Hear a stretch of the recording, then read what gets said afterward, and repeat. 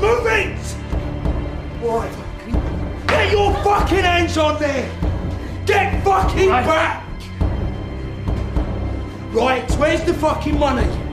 What? Where's the fucking money? Move it! Get your fucking hands here! What the fuck is it? That's all there is! Please! Just take the money. Fuck you! What the fuck is it?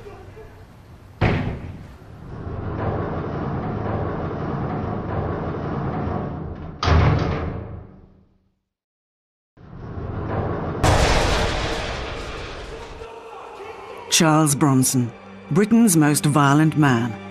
36 years in prison. 200 acts of violence in 4 years. 32 years in solitary confinement. Serial hostage taker. Inmate of virtually every prison in Britain. Barely sane psychopath, or much abused victim of a poorly governed and vindictive prison culture. The legend all began with the theft of £26, stolen during that clumsy post office raid on Merseyside. I fear no one. Violence just makes me madder and stronger. I'm king of the roofs, master of sieges, supreme lord of cuttings and stabbings, Darth Vader of distraction, stylist of attempted murders, and governor of isolation.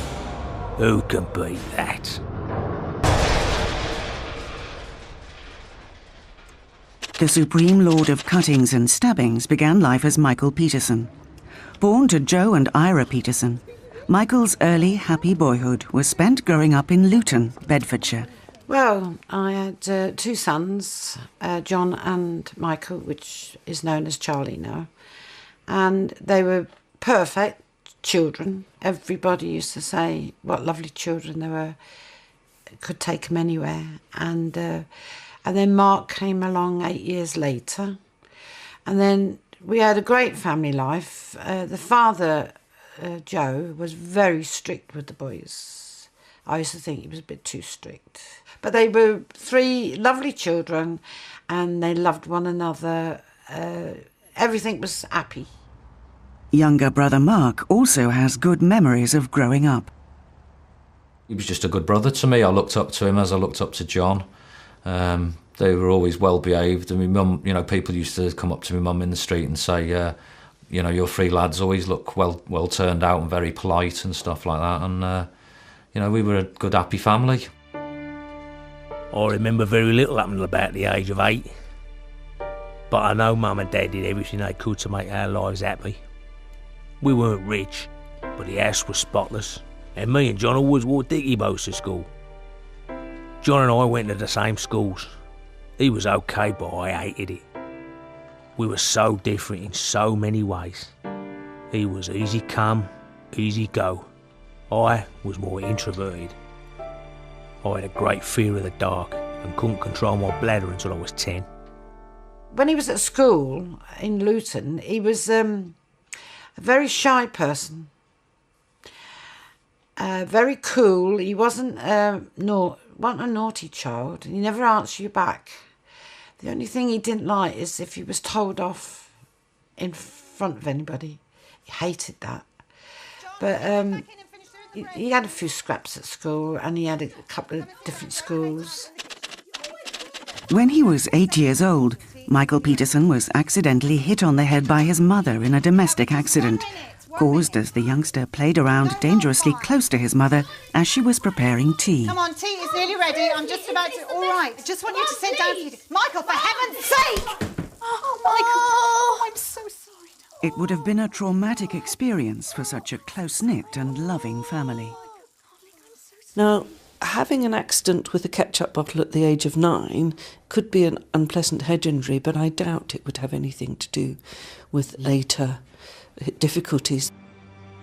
But it is indisputable that young Michael's behaviour began to take a marked departure from the norm. One day, something strange came over me.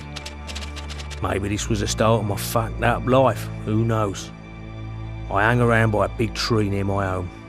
I had an empty bottle in my hand, a milk bottle. I was ready to bash anyone that came past, but no one came. I was 13 and I had my first urge to kill.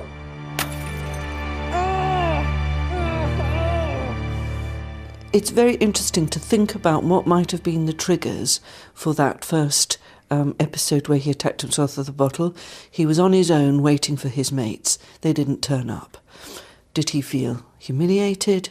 Did he feel rejected? And very often, in my experience in working with men who have problems with violence, triggers to violence is anything that makes them feel that they've been put down, made to feel vulnerable, made to feel needy. He's 13, he's in puberty, and what he finds is that a good solution for feeling bad is violence. I know he was expelled. I've got a feeling, I wouldn't like to say it's true, positive, but I think he is a teacher. And then my mother and father moved to Ellesmere Port. My father was sent up from Vauxhall's, and he missed his grandparents a lot. He was very good to his grandparents. So he said to me one day, he said, I think I'm going to go and move up to Ellesmere Port, Mum, with Nan. Oh, I said, you better find out first if she'll have you, like, you know. And then he met his future wife. She got pregnant. I like the girl. She come from a good home. Money people, you know. I suppose every now and then he used to go out, you know, go on a bender with his mates and stuff like that, and maybe that's when things started to go wrong for him, you know, got him with the wrong crowd. One thing Michael was showing promise at was boxing. Both his father Joe and his uncle Jack were both involved in the boxing scene. He used to go to the Phoenix Club because his father was a trainer. My dad was ex-Royal Navy, and he boxed for the Navy. He was quite tasty in his day, and I don't know, maybe it's from my dad's side of things, you know, got him interested. Uncle Jack Cronin, he was a Londoner, and he loved Charlie, and Charlie was always around his flat, because Charlie was introduced to so many boxers, which, you know, he loved. It was here that Peterson also met leading boxing promoter Paul Edmonds, friend of the craze and provider of bare-knuckle fighters for illegal backstreet bouts. It was Edmonds who actually gave Michael Peterson his new name. He chose my name. I don't think I've ever seen a Charles Bronson film. Contrary to popular belief, I don't hero worship him. I actually wanted to be called Jack Palance, after the great actor who, in his early days, won prize money as a boxer. Charlie had his first unlicensed fight. He fought the Bermondsey Bomber, who was a savage man. And he landed the first blow onto Charlie, and it was a kick into the balls. So he dragged that fight into the gutter. It was a very savage fight. But for his first fight into the unlicensed game, it was to show you what was to come. You know, Charlie was suited to the fight game. He was a savage man.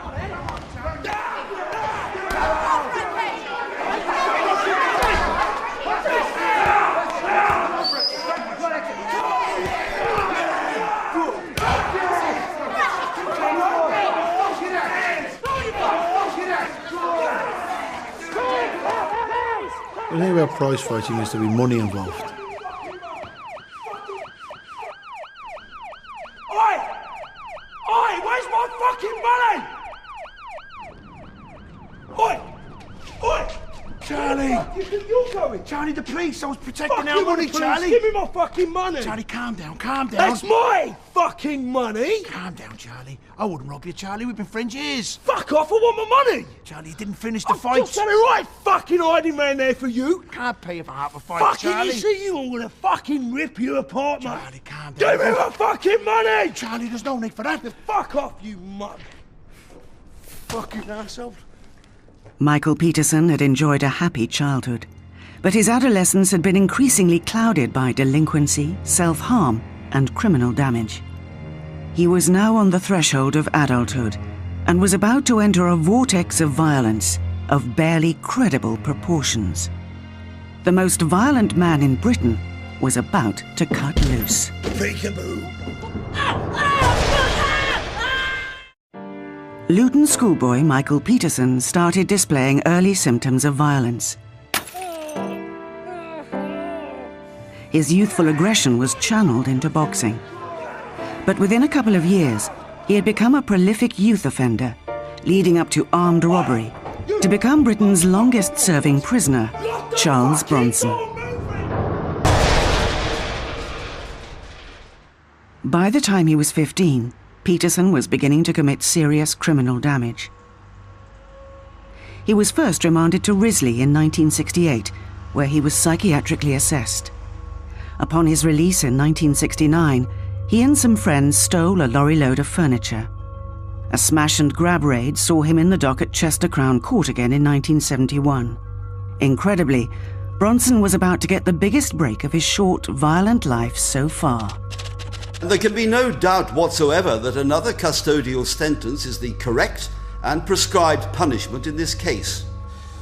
However, it seems to me that there are certain elements to your existence which may point, for once, to a different course of action in dealing with you.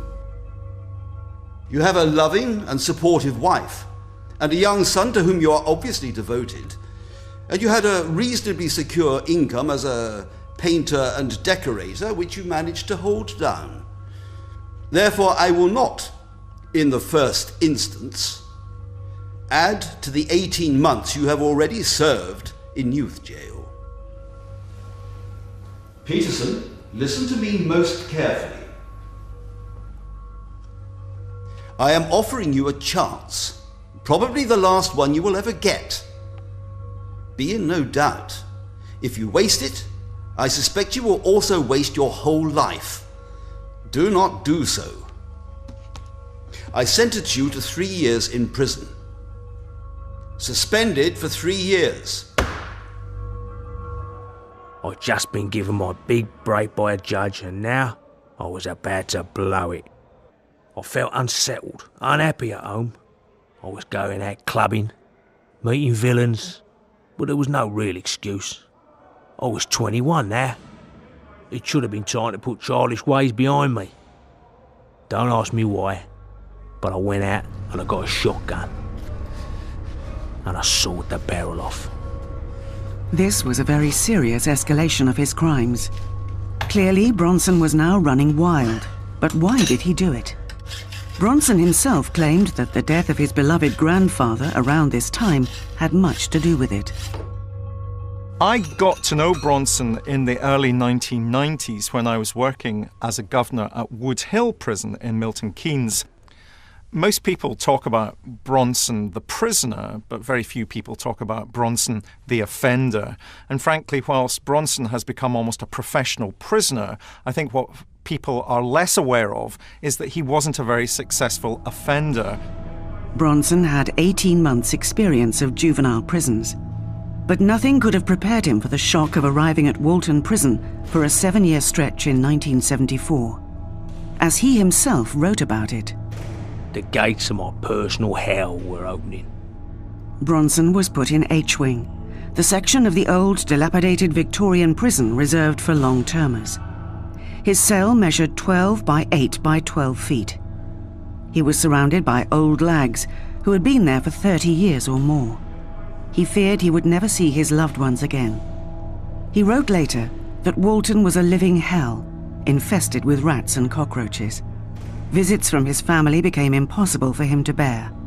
Walton was a dangerous tipping point for Bronson. After one particularly painful visit from his wife and baby son, he broke a prisoner's nose and attacked another so violently that he almost gouged the man's eyes out. Bronson was now beginning to be talked about. In HMP Hull in 1975, the authorities assigned him to the sewing room. Bronson trashed the place. In HMP Armley, Bronson began his extreme fitness training, which continues to this day. He also attacked a grass, beating him senseless.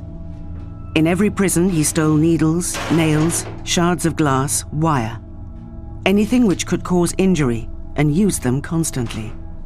In the special unit at HMP Parkhurst in 1976, he attacked a fellow prisoner, Johnny O'Rourke, and smashed a broken jam jar straight in O'Rourke's face. Bronson landed another 20 or so blows with the jagged glass until he was pulled off by prison staff. Bronson's infamy was now leaking out to the press. These savage and bloody attacks were now appearing on tabloid front pages with increasing frequency. Bronson, the story, was born. He loves the attention, the media loves him. He's a story, an ongoing story, one of those stories that never go away.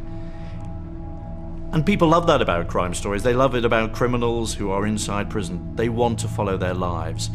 It gives the public something to latch onto, and I think gives Bronson something to latch onto in his own life. It's a curious relationship. Catch-22. Does the media start it and he respond? Does he kick it off? And the media then follow what he does. It's a mixture of both. Many in the country were, of course, shocked by reports of such brutal attacks. But around this time, he also started receiving fan mail, mostly female, in prison. Bronson is a combination of both bad and has underlying psychological problems. In particular, I would suggest that he's a classic cluster B personality type, by which I mean he's paranoid, he's narcissistic, he's prone to exaggerated reactions, he sees events in black and white, and he's quite histrionic when things don't go his way. Oi! Nonce! Well, the one thing that is an absolute certainty about Charles Bronson is that there are no certainties. He may well go in his own little world, in his own mind. He may go months where he acts in a fairly normal way, and then you will get outburst after outburst after outburst. It's all down to him and how he wants to play his game. Controlling Charles Bronson when he does get out of control is a real issue. How do you deal with that? Yes, there is control and restraint systems in place. What is a normal reaction is very hard to tell. Yes, Bronson has misbehaved and committed acts of violence which need to be dealt with by the courts. He's a very strong man. He's one of the strongest men probably in the prison system, even at his age now. But restraining him in such a violent way, which obviously takes away an element of his dignity, I think is something that he reacts badly to. And he almost seems to want to bring it on. It almost as if he wants to suffer a degree of physical pain, which can't be good for him, and it can't be good for the prison officers involved. In only his second year in an adult prison, Bronson announced his arrival in the community in yet another brutal and senseless crime.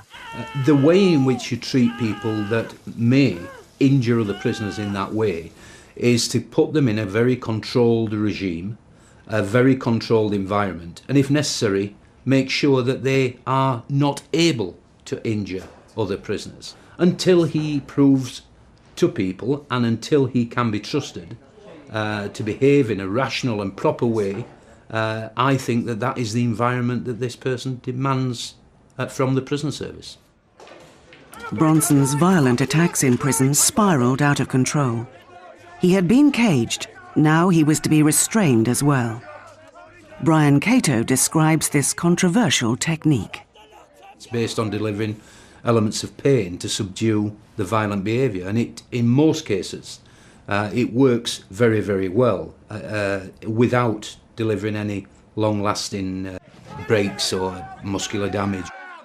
It is about putting pressure on the wrist and applying pressure across in either a passive way, where pain is not delivered, but knowing that, and the prisoner would know, and so would you, that when you apply pressure that way, then pain is delivered. I have been controlled and restrained myself in a few prisons. I've never seen it happen to Charlie because he's always been in solitary, which is the worst place to be because no one else can actually see what they're doing to you as well. I think any time any of these restraint incidents happen, I think they go in as heavy-handed as they can. It's sort of like payback for their colleagues, in my opinion. Prisoners frequently are the subject of force by prison officers. The level of force varies, but the nature of the prison regime means that force is often used on prisoners. The issue that then arises is whether that force is reasonable, whether it is proportionate to the justification. If people do get hit, that's not part of the process, although I have to say, in order to get locks on, sometimes force has to be used, and there is no other way around it. And of course, a prison officer is taught to use all necessary force in order to subdue prisoners. I've been to prisons to visit him, and they won't let me in. And I say, well, I'm not going home all the way back to Chester from here until I see him. And then they've decided to let me in, and he'd been hurt. Split lips, black eyes, things like that. It was now late 1978. In the previous 4 years, Michael Peterson had been incarcerated in 10 British prisons. He was only 26. Ahead of him lay another 33 years in prison, 123 further prison transfers, 3 declarations of insanity, and 90 precious days of freedom. Money moving! A bungled robbery in 1974 had landed Charles Bronson in one of Britain's most notorious jails, Walton Prison, Liverpool, on a 7-year stretch. As more and more of his bloody exploits were coming to the attention of the public, he was being increasingly labelled the most violent man in Britain. It's only a scratch. Scratch? Your nose looks like it's broken or something. You look a mess. It was the screws. The screws did it to me. No, they didn't. You did this on your own. This is your own fault. You've got to stop fighting. I can't cope outside. Not on my own.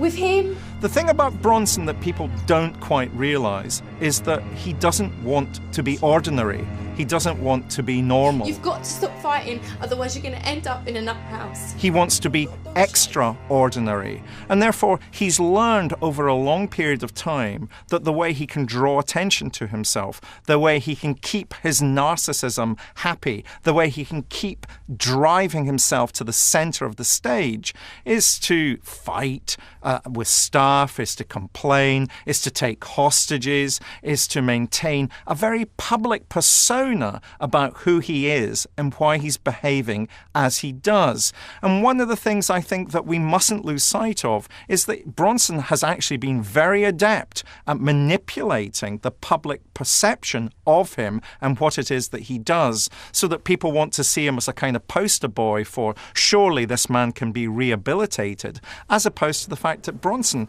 doesn't want to be rehabilitated. Charlie, I'm sorry. You just got piss on my shoe. I didn't mean to, mate. I'll get it. No, it's all right. They're only prison shoes. They're shite anyway.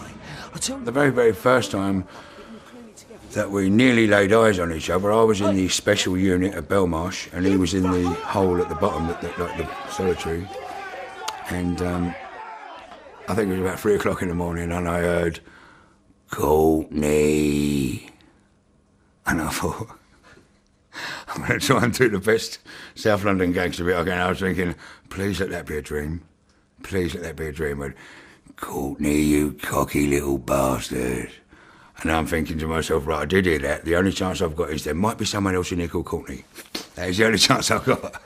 He went, "Listen, you little skinhead." He goes, "I'm going to bite a hole in your chest and suck the life out of you." I was like...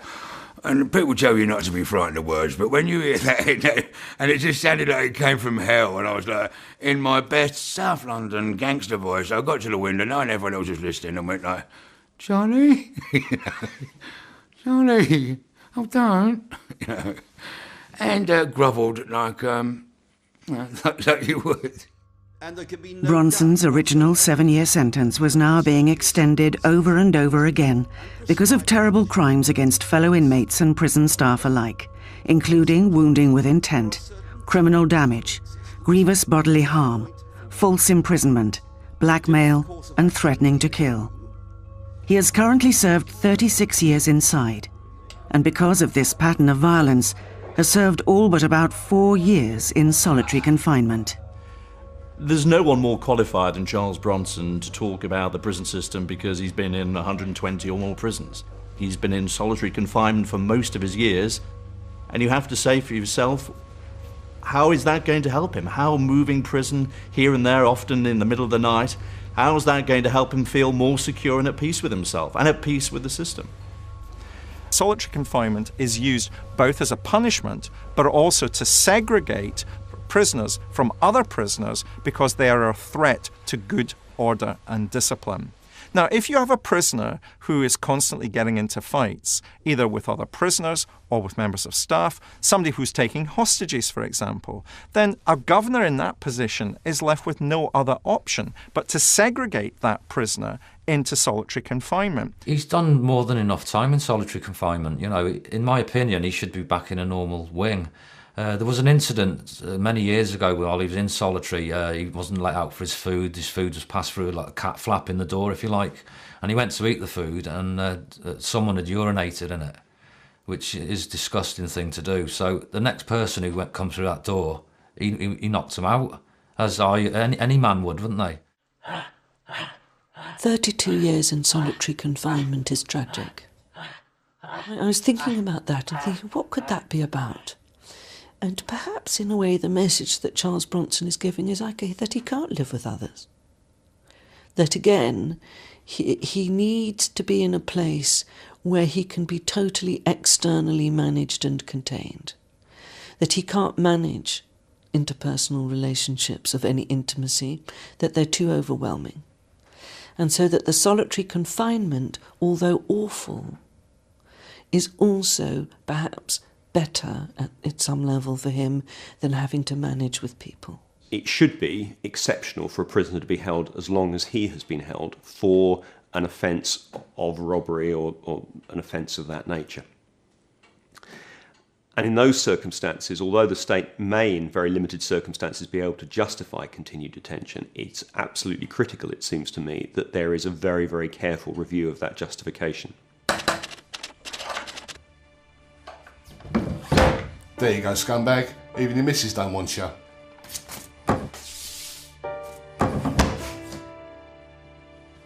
This was, in all probability, the final straw for Bronson. The dreadful final confirmation of everything he had been half expecting for some time. Proof positive to him that his personal degeneration had now hit rock bottom. He had lost everything.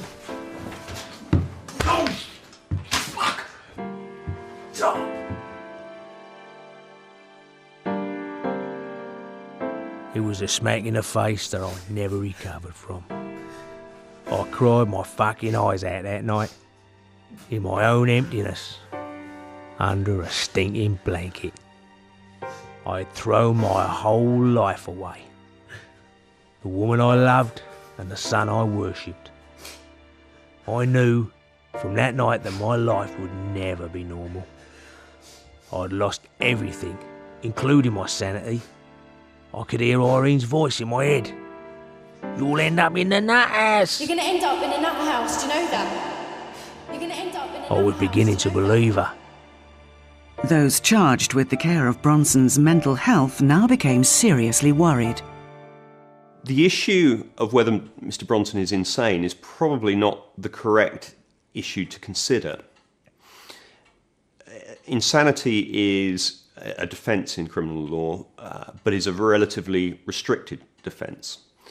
The issue that would be probably more relevant is whether he could be detained under the Mental Health Act.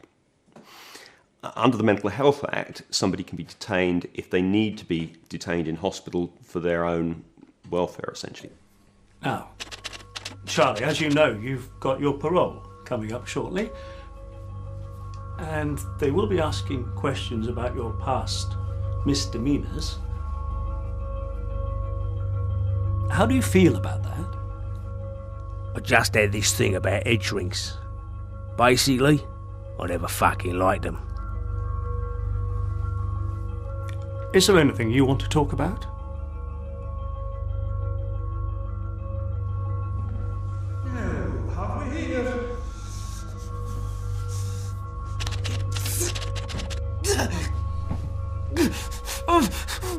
All the teeth seem to be there.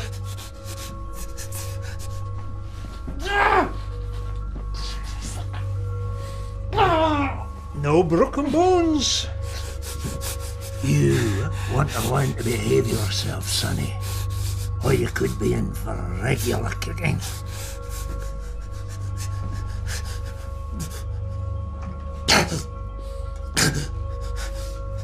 And some more doses of this. The liquid cords.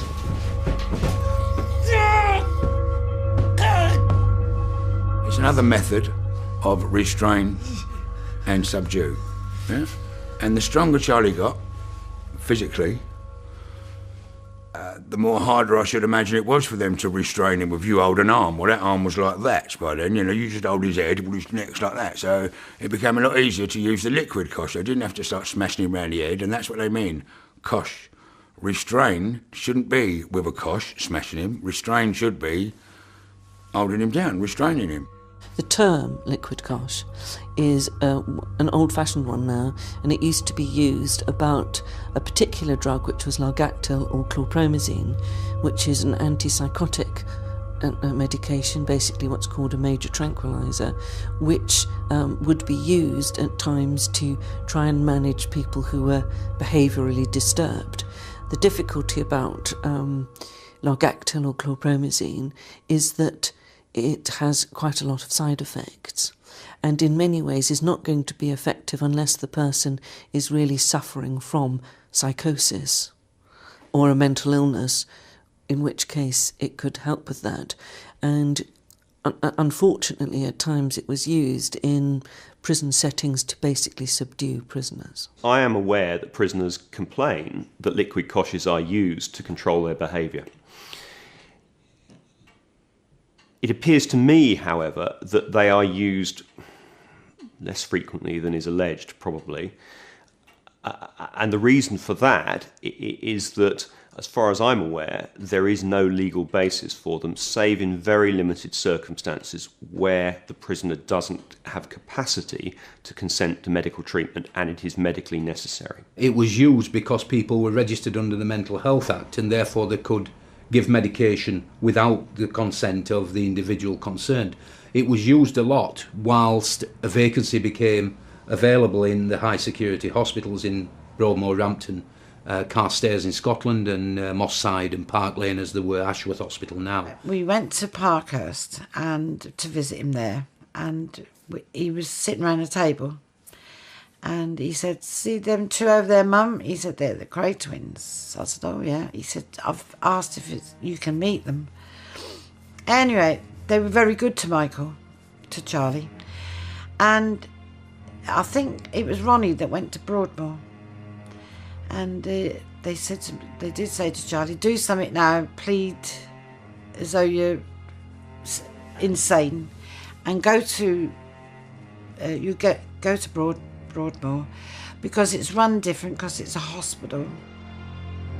In 1978, after serving separate terms of imprisonment in 29 different prison cells, the prison service finally gave up on Bronson.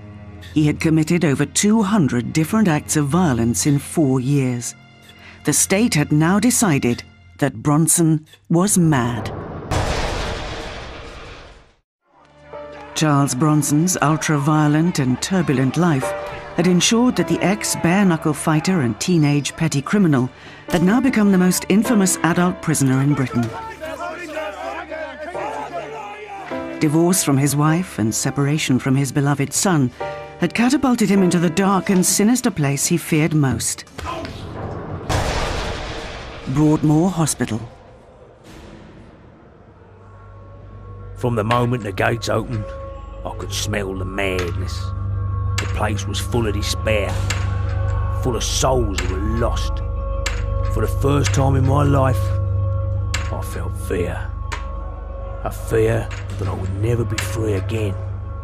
There was no future that I could see for myself. All I felt was a big, black hole.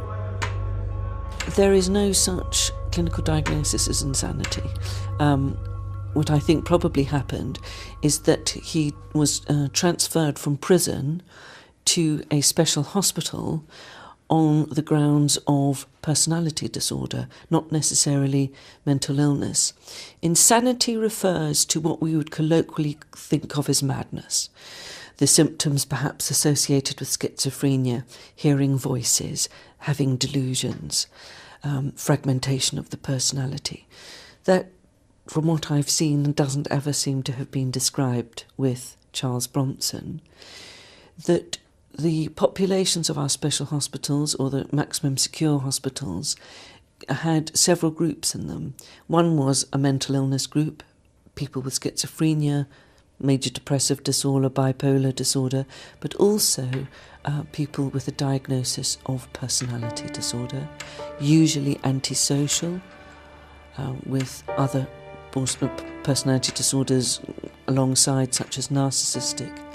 And I would guess that Charles Bronson was seen as somebody who suffered from personality disorder, or colloquially known perhaps as psychopathic. The next day we went, and I said to Michael, is that true? Once you're in here, you'll never get out. So he said, well, it isn't. It is really like that, Mum. He said, you've got to be assessed and whatnot, and you've got to have a certificate to say, you know. But he had a bit of a time in there. They used to put him on this table with all the electric wires. He used to jump off the bed and that. He's had injection. I saw him 1 month and he looked good. I went to see him a few weeks later and he was blown up as though somebody had pumped him up. He must have gone up to about 19 stone. What are they? There to help you, to make you feel better. Nah. Don't do drugs, never have, never will. Well, you only have to take 2 a day. Oh, is that right? Well, why don't you take them out that door and stick them where the sun don't shine? I took these drugs and my hell began. These liquid medicines were antipsychotic drugs with bad side effects. I felt as though my whole nervous system was breaking down. It caused muscular spasms so bad that I collapsed on the floor. My tongue seemed to double in size. I had no saliva. The pain in my spine was agony. This was way beyond any pain I'd known. It terrified me. I was twisted up like a cripple. They can have significant side effects, and one of them is that your tongue can feel quite swollen and it tends to writhe. You can get a tremor in your legs. Headaches, not so common. Often it was over-drooling rather than dryness, but... As far as I'm aware, there is no basis in law for the administration of medication to a prisoner without their consent, save in very limited circumstances. Those circumstances essentially are where medication is necessary for the patient's health and that patient lacks the capacity to consent. Such drugs would not have made much impact on his internal world, on his mind. They might have subdued him, but they probably wouldn't have addressed his major difficulty. I've spoke to him a few times when he's going, they're hurting me, Dave. Dave, they're hurting me in my head, they're hurting me in my veins. You know, and you actually want to genuinely cry for him, because, and I know he's telling the truth, because another day I go, fuck him, listen, he won't even stand beside me on the phone, fuck him, and all that, you know. But the next day it's like, Dave, they are hurting me. You know, all my veins are burning, I'm all burning, they've done something to me. It was inhuman. It hurt me badly. I felt bitter and hateful. But I knew, in my heart of hearts, that I would get my own back. We had a particular military expression that goes back to Roman times called dominate the high ground. Bronson's not on his own. Many prisoners have taken to roofs to demonstrate, etc. And it does get you above the prison wall and in public view. And of course, that way you build up your reputation. In the early 80s, when Michael was in Broadmoor, he managed to get on the roof, and he'd been up there for the best part of a week, and they couldn't get him down. So I was in the Royal Navy at the time, and I got compassionate leave. I met my father there, and after a couple of hours, we managed to talk him down off the roof. And one of the conditions were, he could have a visit with me and Dad. So that they kept their word. He got down, we had the visit, but we found out later that he was beaten black and blue and put into hospital after that incident. One of the most reported aspects of Charles Bronson's behaviour in prison, and one which sets him apart from most other violent inmates and would-be escapers, is his hostage-taking.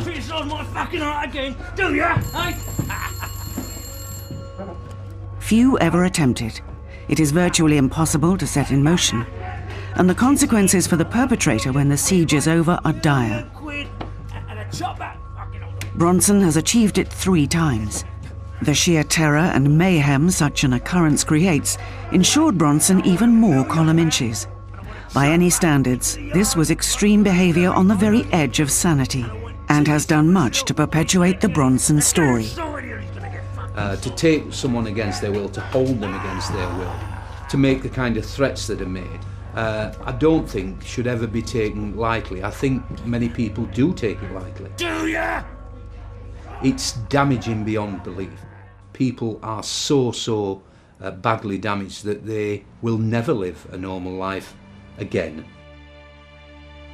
One area of Bronson's rehabilitation that seems to have met with some success is art. Bronson has had a prolific output over the last 30 years. He loves his art. It started by a prison officer back in the late 70s, early 80s, and he took some pens and paper into Michael's cell and said, see what you can do with them, Charlie. He says, what are you on about? He says, well, draw us a picture. He says, well, I'm no artist. And he said, well, let's prove it, let's see what you can do. And that's how it started. And because he spends all the time in solitary, he's over the years he's got better and better. And his art now, it makes big money. I look after his art and stuff. And when he asks me to, I send it to different charities and stuff. It gets auctioned at charities, and he makes thousands of pounds for charity. Although Bronson has undoubtedly been much quieter in recent years, the story continues. And he has been disciplined for allegedly attacking prison staff. Bronson was able to cover himself in butter and margarine and become literally too slippery to restrain. As a result, he fears that freedom may yet again be denied him. Personally, I find the idea that somebody should never be released objectionable, because I think it takes away both the individual's hope for a brighter future, and because the system, it seems to me, must always believe that it's capable of rehabilitating people. Would I like him living next door to me? The answer to that with Charles Bronson is no, thank you very much. And neither would I want him, at least in prison. People in prison, the prison officers, staff, the governors, the medical staff and prisoners know who he is, and they know in the main what he's capable of doing. There will continually be a campaign to get Charlie out for the next considerable amount of years, I think. But there is not a nice ending to this story, no. It does end in tears.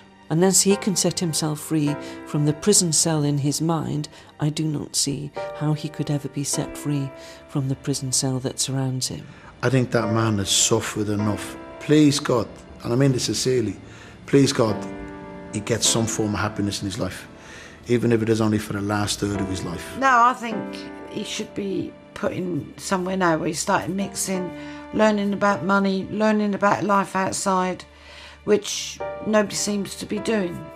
When he does get released, he's going to come and live with me for a while, and I aim to help him rehabilitate. He's never used a computer, mobile phone, anything like that. Psychologically, this is a paranoid narcissist who wants to be famous, and that's what drives Charles Bronson. He can't achieve those goals in the community. He can only achieve those goals within the institution of prison. Charles Bronson himself reviews the whole tragic situation and his own seemingly endless predicament. See, what you got to remember is this.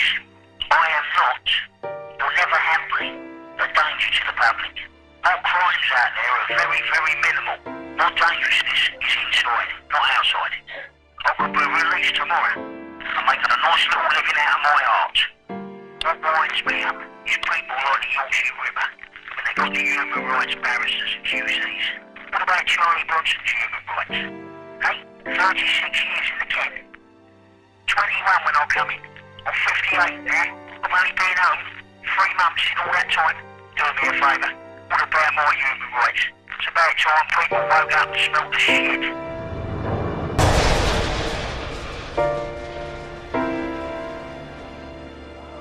Australia's backpacker murderer claimed 7 lives and it took detectives 3 years to catch him. We follow the case next tonight in brand new Murder Trail.